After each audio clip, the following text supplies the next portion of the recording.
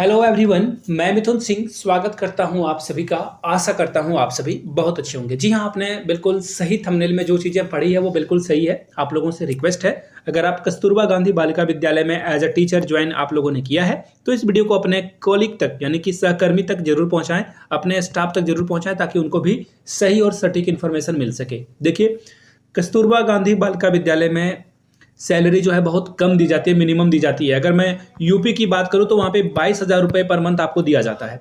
झारखंड की बात करूं तो यहाँ पे 15,000 रुपये पर मंथ दिया जाता है और फिर आप अगर ज़्यादा दिनों तक यहाँ पे काम करते हो तो देन आपकी जो है सैलरी इंक्रीज की जाती है झारखंड में, लेकिन ये 2 से 3 साल के बाद किया जाता है। तो ऐसे में अगर सैलरी बढ़ जाए तो कितनी अच्छी बात है। तो देखिए, इसके ऊपर जो है हाईकोर्ट का एक आदेश आया है, वो हम लोग इस वीडियो में डिस्कस करेंगे।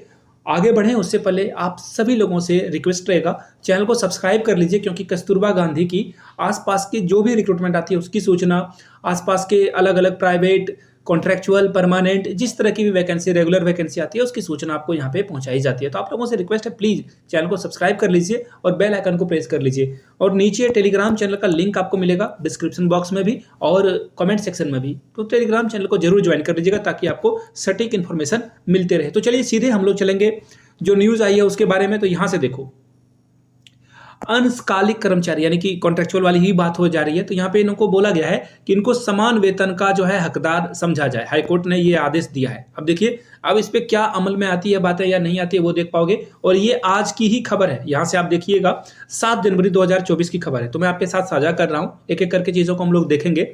इलाहाबाद हाईकोर्ट ने ऑर्डर दिया है कि अंशकालिक कर्मचारी भी पूर्णकालिक कर्मचारी के समान जो है वेतन पाने के हकदार हैं, बशर्ते उनके द्वारा किए गए कार्यों की प्रकृति नियमित कर्मचारी के समान हो। जैसे कि मैं बहुत सारे जगहों को, स्कूलों को मैंने देखा है, वहाँ के टीचरों के कांटेक्ट में रहा हूँ, उनको सैलरी जो है 2 से 3 पीरियड का ही दिया जाता है।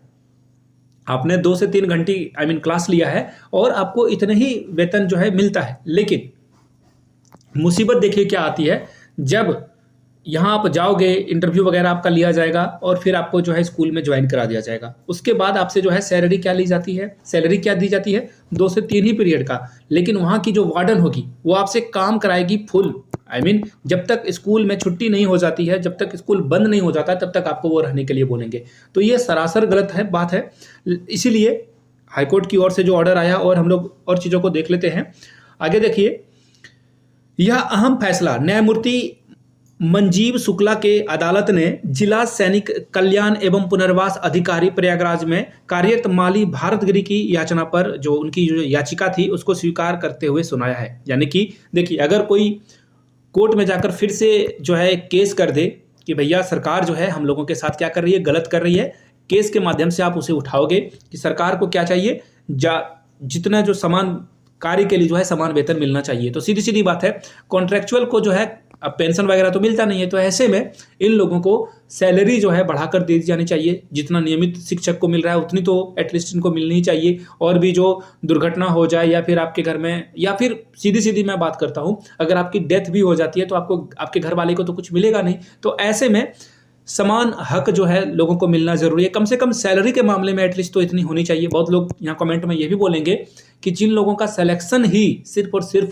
नंबर के आधार पे हुआ है, एग्जाम उन्होंने नहीं दिया है, तो ऐसे में उनको समान वेतन कैसे दिया जा सकता है। तो ठीक है, समान वेतन तो देना ही चाहिए।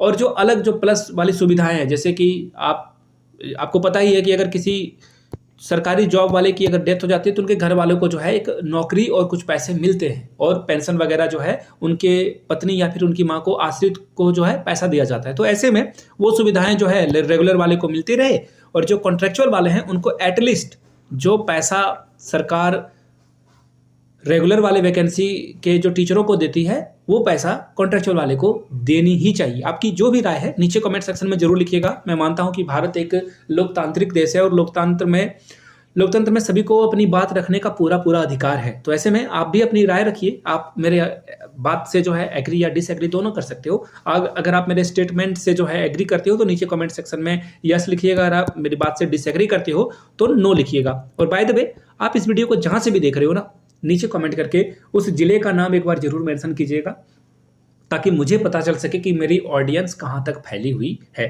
वीडियो को ये आपने यहां तक देखा, इतना प्यार दिया, इसके लिए आप सभी का बहुत बहुत शुक्रिया। Have a good day.